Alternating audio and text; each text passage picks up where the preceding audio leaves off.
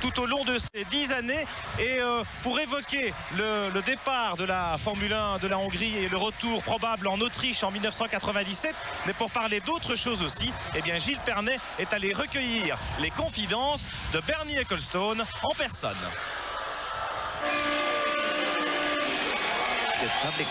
Non, le public est super. Il y avait du monde dès le vendredi.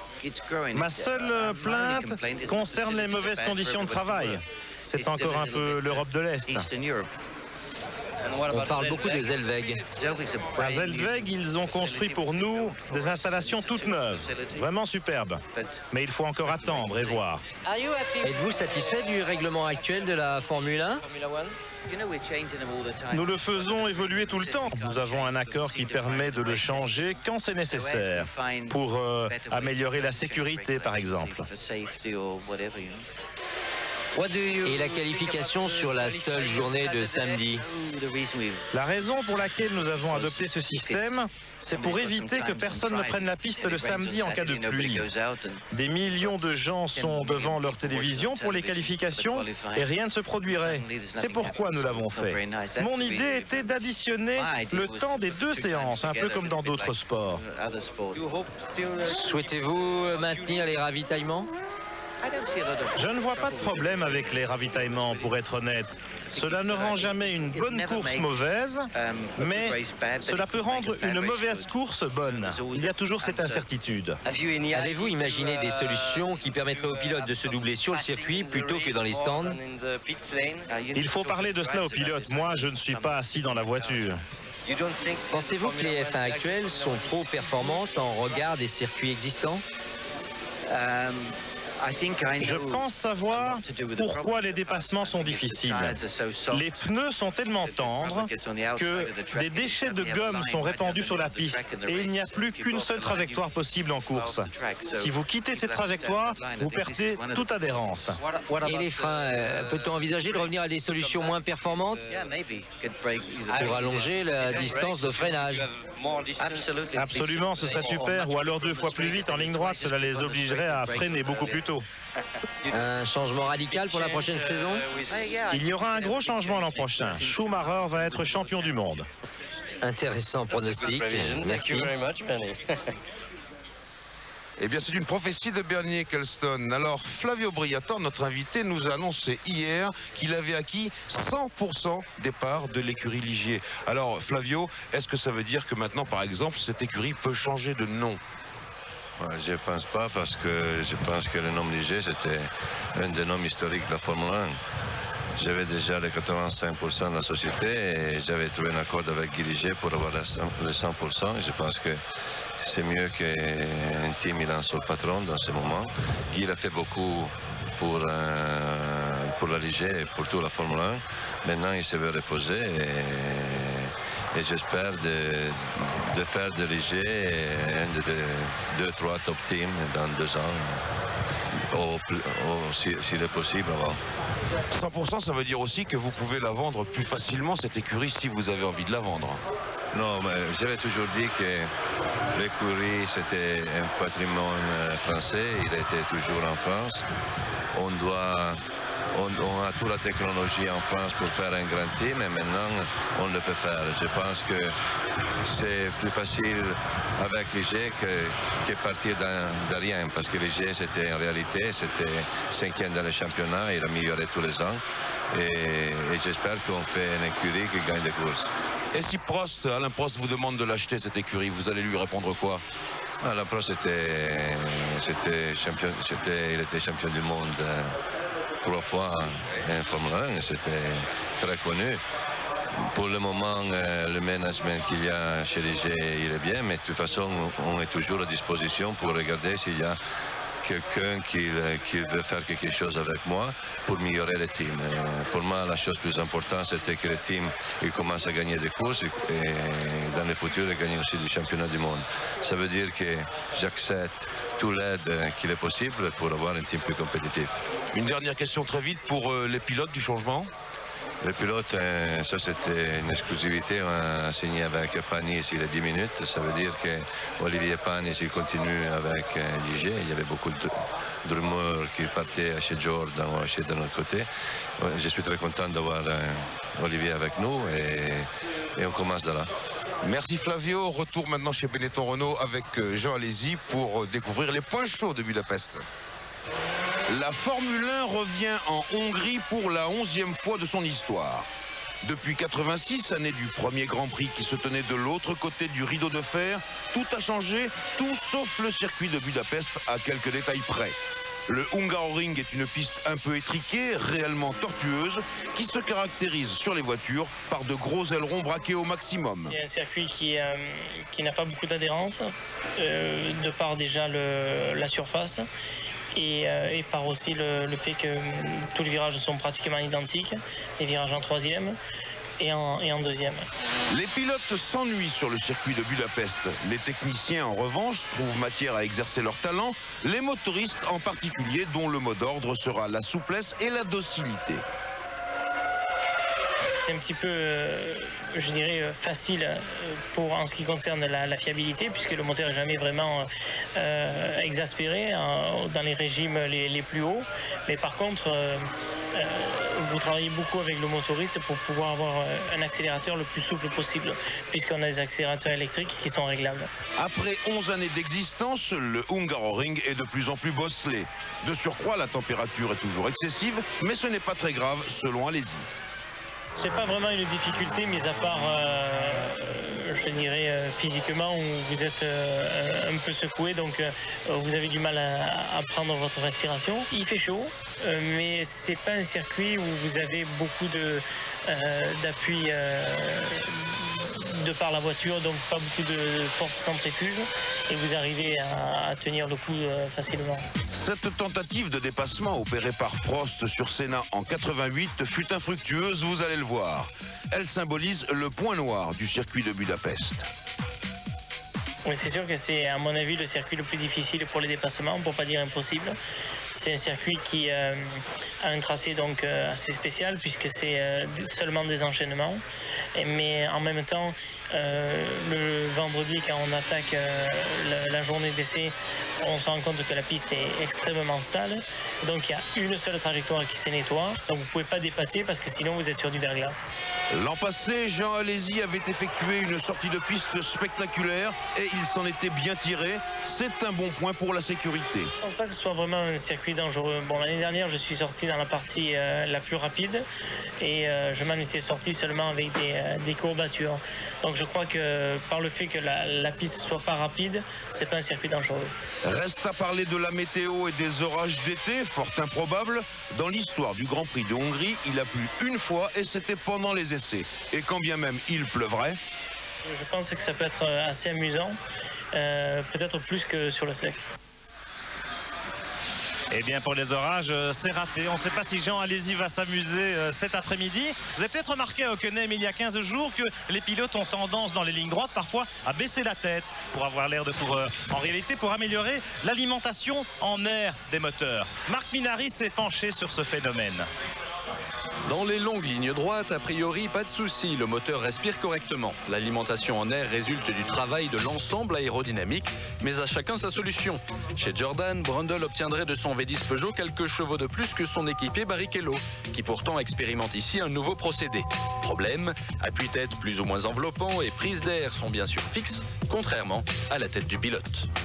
L'inconstance, entre guillemets, de la position de la tête du pilote vis-à-vis de l'ensemble aérodynamique de l'alimentation d'air fait que des éléments aérodynamiques peuvent, dans certains cas, être plutôt perturbateurs que tranquillisateurs. La tête du pilote, c'est loin d'être un élément fixe dans l'ensemble véhicule. Donc si on met une espèce de sphère en fait, même si elle n'est pas très stable, ça fait quand même moins de perturbations que quelque chose qui est aérodynamiquement très ajusté et donc dont la position réclame d'être assez précise. Et c'est vrai que les casques des pilotes Williams trouvent un parfait prolongement dans l'appui-tête. Ferrari a interprété différemment le nouveau règlement technique autour de cette zone perturbée qu'est le cockpit. Schumacher a adopté un nouveau casque et il n'est pas rare de le voir déplacer sa tête de la prise d'air moteur. L'idéal, ce serait qu'il n'y ait pas de pilote, mais ça ils n'ont pas trouvé la solution. Et Schumacher fait tout ce qu'on lui demande de faire pour que ça aille mieux. S'il fallait se coucher dans la voiture, il le ferait aussi. Il y a plus de confort de pilotage, il y a moins de ce qu'on appelle du buffeting, c'est-à-dire mouvement latéral de la tête. La dépression est quelquefois tellement forte, et ça m'est arrivé cette année dans les premiers essais, qu'ayant mal serré mon casque, il a commencé à se lever de ma tête, c'est-à-dire que j'avais le trou qui était plus en face des yeux.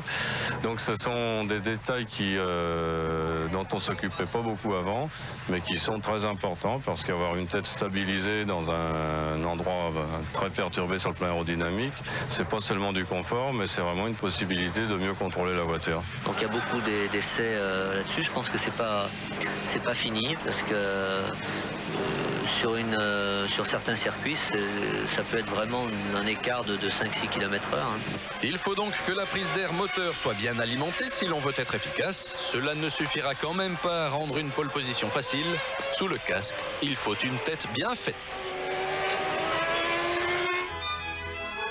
Après la pub, le résumé complet des essais, le point sur le warm-up, la découverte du circuit avec Jacques Villeneuve, la gazette de Pierre Van Vliet et l'actualité de la moto. A tout de suite.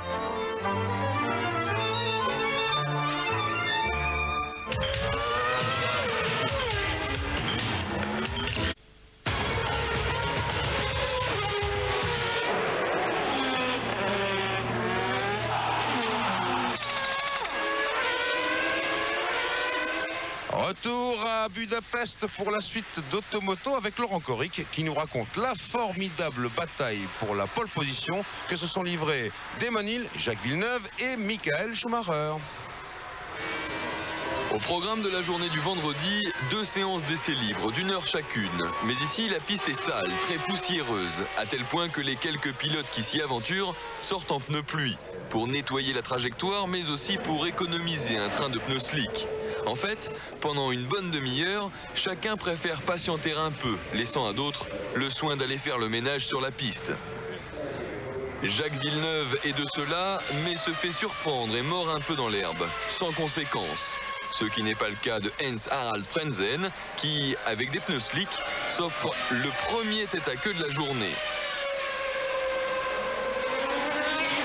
Le deuxième est pour Olivier Panis, qui lui, en revanche, ne sort pas de la piste. Mais pour se remettre dans le bon sens, le Français remonte le circuit sur quelques mètres et se verra infliger un avertissement pour cette manœuvre rigoureusement interdite par le règlement. Interdit également de passer 2 fois devant le drapeau à damier en fin de séance. C'est pourtant ce qu'a fait Jean Alesi. Sanction, 10 000 $ d'amende, soit environ 50 000 francs. Ce jour-là, c'est Damon Hill qui réalise le meilleur temps devant Schumacher, Villeneuve, Irvine et les 2 Benetton de Berger et Alesi. Samedi après-midi, 13h, séance qualificative, encore plus importante ici qu'ailleurs, quand on sait qu'il est très difficile de doubler sur ce circuit. Tous les regards sont alors braqués sur le leader actuel du championnat, Damon Hill, qui compte déjà 7 pole positions depuis le début de la saison. C'est d'ailleurs lui qui ouvre les hostilités 10 minutes après le début de la séance, 1:18.248. Un chrono qui ne tient pas très longtemps puisque 5 minutes plus tard, c'est son coéquipier qui améliore de 2 dixièmes de seconde, 1:18.025 pour Jacques Villeneuve. Puis Schumacher entre en piste et au deuxième temps intermédiaire, il a plus de 7 dixièmes d'avance sur son adversaire canadien. Au passage devant les stands, le verdict du chrono est sans appel, 1 demi-seconde de mieux pour le champion du monde. À mi-séance et dans son 5e tour, sur les 12 autorisés, Villeneuve tente de récupérer son bien. Mais au temps intermédiaire, il est en retard de presque 2 dixièmes de seconde. C'est donc dans la dernière partie du circuit qu'il produit son effort pour venir coiffer Schumacher pour seulement 1 centième de seconde. Le tout sous l'œil du principal intéressé, qui évidemment va repartir presque aussitôt. Lui aussi est dans son 5e tour. Il reste encore plus de 20 minutes dans cette séance qualificative, mais l'Allemand va une fois de plus réaliser un exploit en améliorant le temps de Villeneuve de 3 dixièmes de seconde. Une 17,129, c'est alors le nouveau temps à battre. Alors, il s'y emploie. Le Britannique attaque, mais peut-être un peu trop. Verdict du chrono, 5 centièmes de plus que Schumacher. Il est 2e et doit s'en contenter. Je n'ai pas fait un bon temps dans ce tour. J'ai attaqué un peu trop fort en commettant quelques erreurs qui m'ont retardé. Comment voyez-vous la course en partant de cette position? Demain, ce sera une très longue journée. La course est dure, très longue. Le circuit est éprouvant, mais je sais que je peux y arriver. J'ai l'habitude de ce genre de conditions. Combien d'arrêts au stand? Je pense qu'il y en aura 2 ou 3. Personne n'en fera un seul ici. À quelques minutes de la fin, Villeneuve essaye une dernière fois, mais lui aussi échoue. Il est 3e. J'ai fait un gros travers et je pensais que je me sortais, donc c'était vraiment limite. Et là, j'ai perdu une bonne demi-seconde juste avec ce travers-là. C'est dommage, mais bon, c'est la compétition. Jean Alesi a réalisé le 5e temps. Il partira donc de la 3e ligne. C'est pas une très mauvaise position dans la mesure où si on regarde les 2 derniers Grands Prix, j'ai démarré 2 fois 5e et au premier virage j'étais 2e, donc on va essayer de répéter ça. Ça serait pour moi une espèce de bénédiction parce que c'est un circuit qui est pratiquement impossible pour dépasser. Satisfaction pour Michael Schumacher, c'est sa 4e pole position avec Ferrari, la 14e de sa carrière. Après avoir eu toutes ces difficultés, c'est évidemment très agréable de revenir et de montrer que Ferrari n'est pas mort. La pole position ne veut pas dire que l'on va gagner la course. Ce n'est qu'une partie qui effectivement est agréable, mais le plus dur reste à faire et ce sera probablement plus difficile en course qu'en qualification.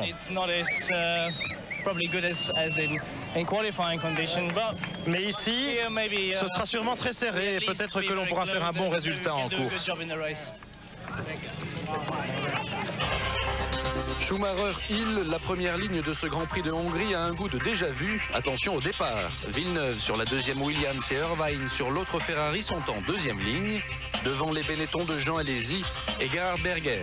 Mika Häkkinen s'élancera de la 4e ligne aux côtés de Johnny Herbert qui pour une fois précède son chef de file. En effet, Frentzen est en 5e ligne, juste derrière David Coulthard. Suivent 2 anciens équipiers, Olivier Panis et Martin Brundle, puis Rubens Barrichello et Ukyo Katayama, Pedro Diniz et Mika Salo. 9e ligne toute rouge et bleue avec Verstappen et Rosset. 10e et dernière ligne entièrement Minardi avec Lamy et Lavaggi.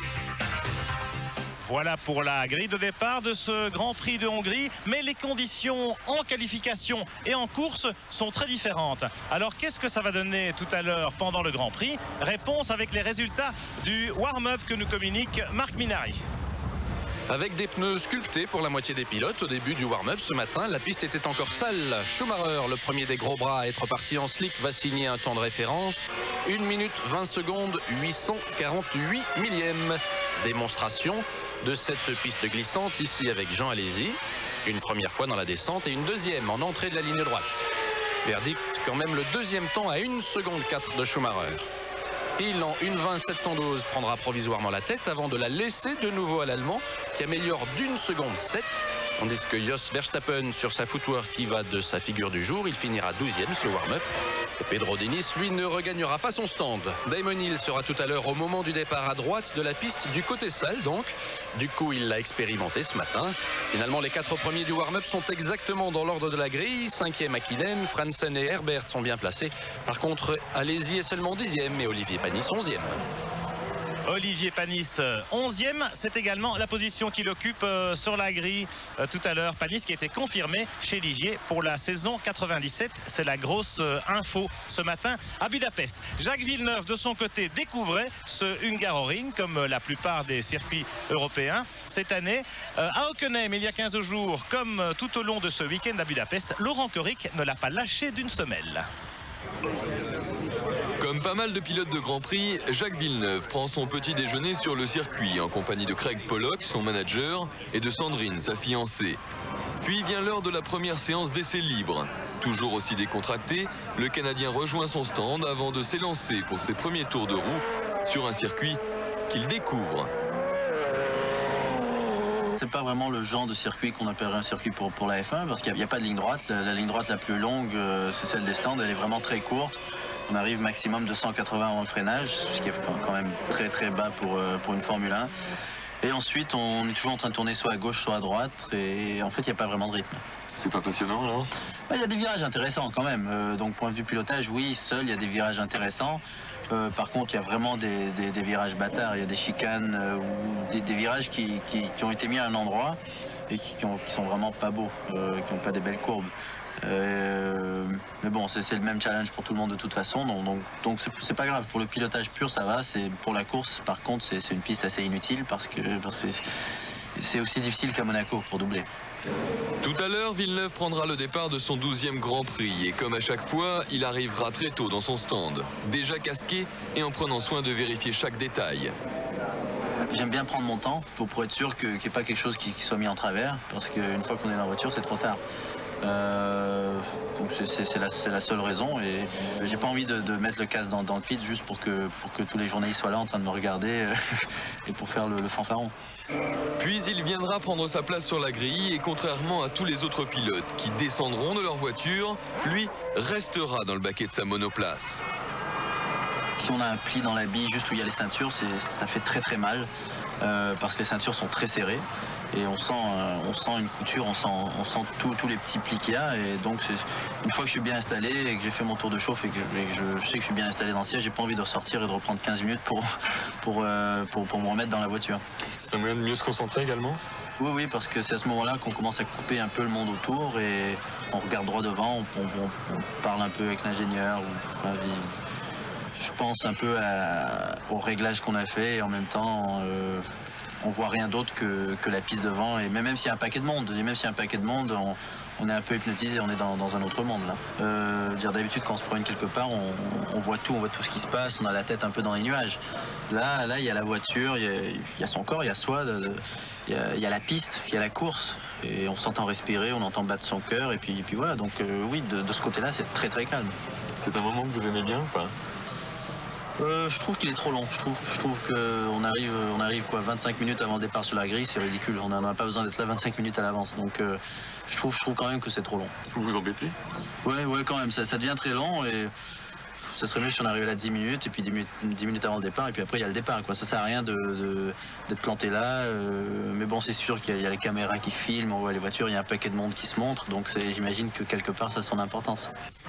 Et puis remarquez que comme certains de ses adversaires, Villeneuve porte un écarteur de narine. J'en portais déjà en Formule Indy, donc c'est pas quelque chose de nouveau que j'ai découvert en F1. On en avait déjà l'année passée, on était plusieurs aux États-Unis. Je pense que ça a commencé là-bas avant d'être ici de toute façon. Oui, ça aide beaucoup, surtout lorsqu'il fait très chaud. En fait, ça écarte un peu les narines, donc ça permet d'avoir plus d'oxygène, de mieux respirer, c'est tout. Dernier détail important avant le départ, les encouragements de Sandrine, sa fiancée.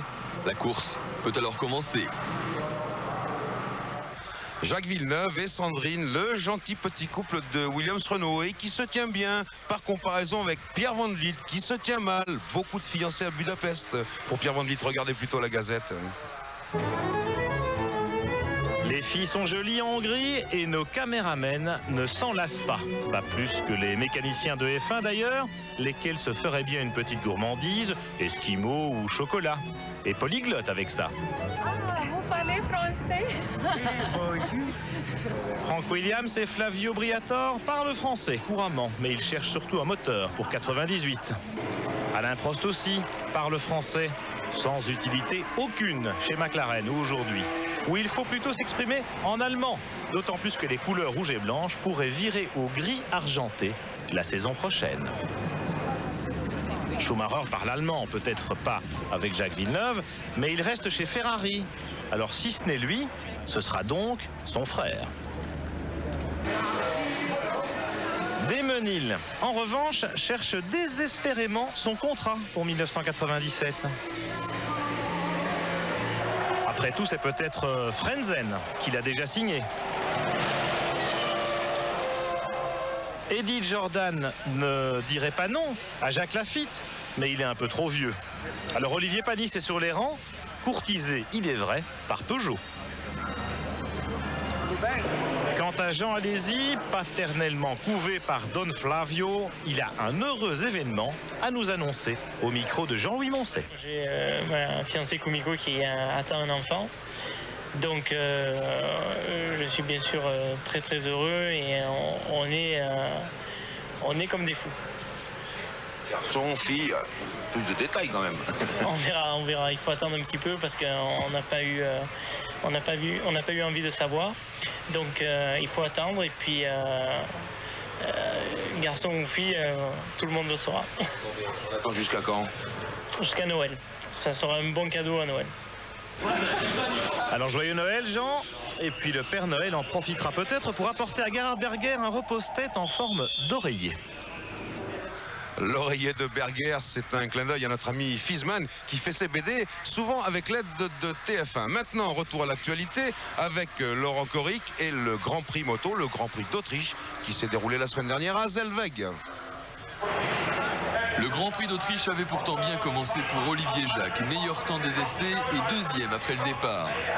Des illusions qui s'envolent rapidement dès le deuxième virage quand Max Biaggi percute le Français en ratant complètement son freinage. Résultat, abandon pour tous les deux. Du coup, l'Allemand Ralf Wallmann, après une course en solitaire, remporte son troisième Grand Prix de la saison devant Louise Dantine et Jürgen Fuchs. Meilleur Français Jean-Philippe Ruggia, 5e, pas très loin devant Régis Laconi, 9e.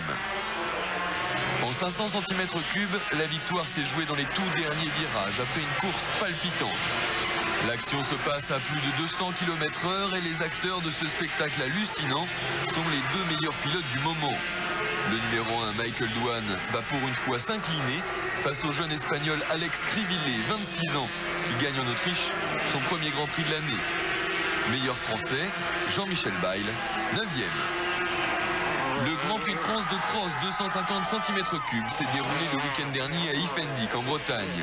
Les tricolores s'y sont plutôt bien comportés, notamment grâce à Frédéric Bollet qui termine deuxième sur l'ensemble des deux manches.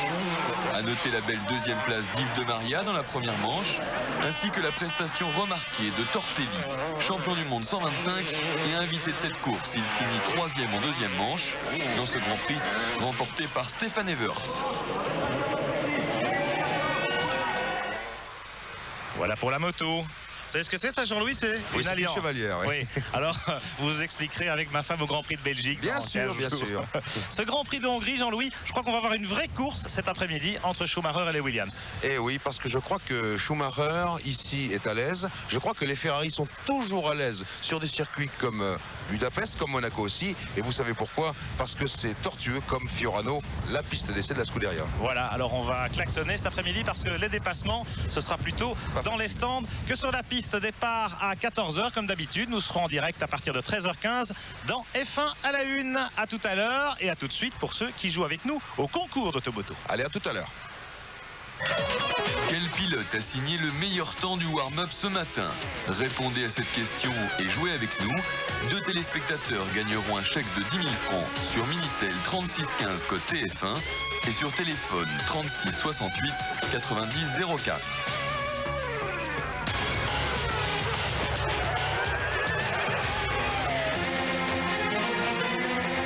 Avec Optane Delphes, l'essence championne du monde, toute la Formule 1 est pour vous.